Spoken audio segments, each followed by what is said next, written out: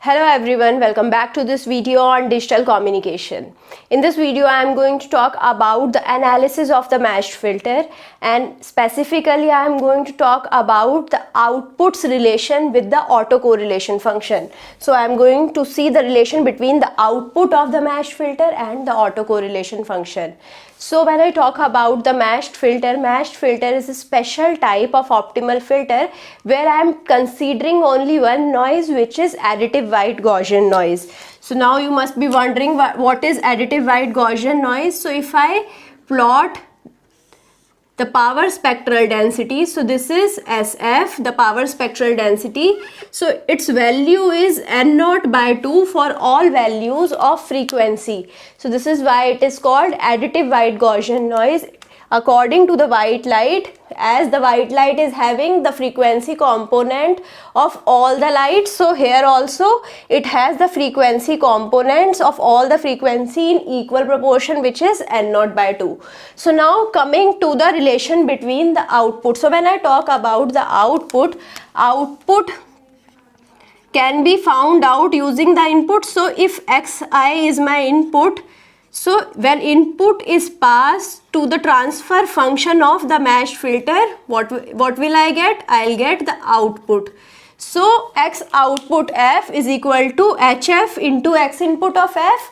So now I am taking all these things in the frequency domain to make it simple. So if I take it in the time domain, I'll have to see the correlation.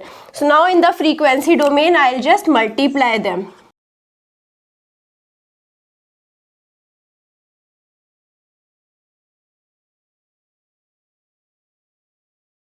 So HF is the transfer function. X output F is equal to HF into X input F. HF value, I already found out the HF's value when I talked about the mesh filter.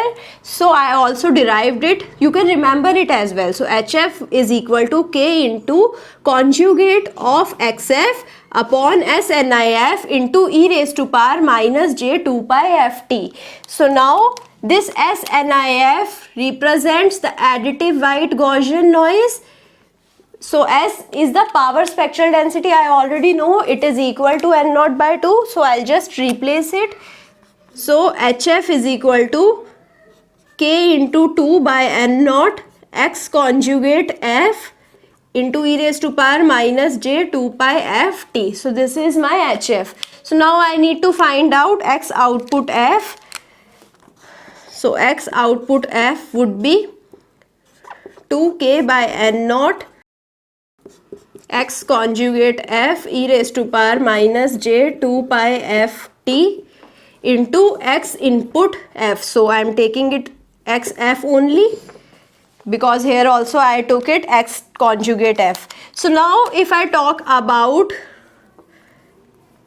X conjugate F into XF, I know its value is equal to mod of X square F. I know this property. Conjugate of any function multiplied by the function is equal to the square of the function. So now I can replace it. So X output F would be equal to 2K by N0 X square F e raised to power minus j 2 pi ft.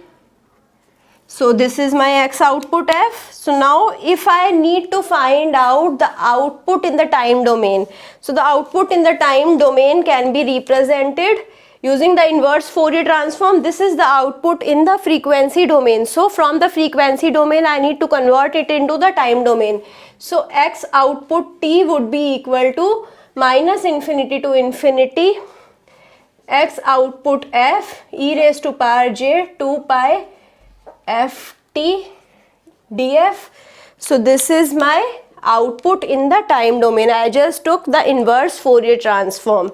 So now I'll just replace the value of XF. So it would be minus infinity to infinity 2K upon N0 X square F e raised to power minus j 2 pi ft into e raised to power j 2 pi ft df. So now it would be equal to, so I can take 2K by N0 outside. So I can take 2k by N naught outside. It would be minus infinity to infinity. So this represents the power spectral density. So I am representing it by again as f e raised to power j 2 pi f t minus t df. So now I know the property of the power spectral density.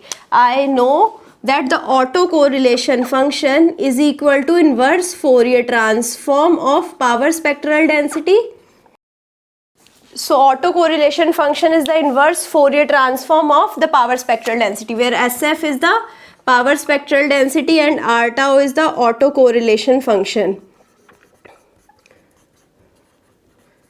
I know this property of the power spectral density. So now what will I do? I know this is in the form of t minus t. So taking 2k by N naught normalized. So normalizing 2k by N naught, which implies it should be equal to 1. So now it is equal to this function. So where t is equal to t minus t. So now I am left out with x output t is equal to r of t minus t. So the output is equal to the time shifted version of autocorrelation function.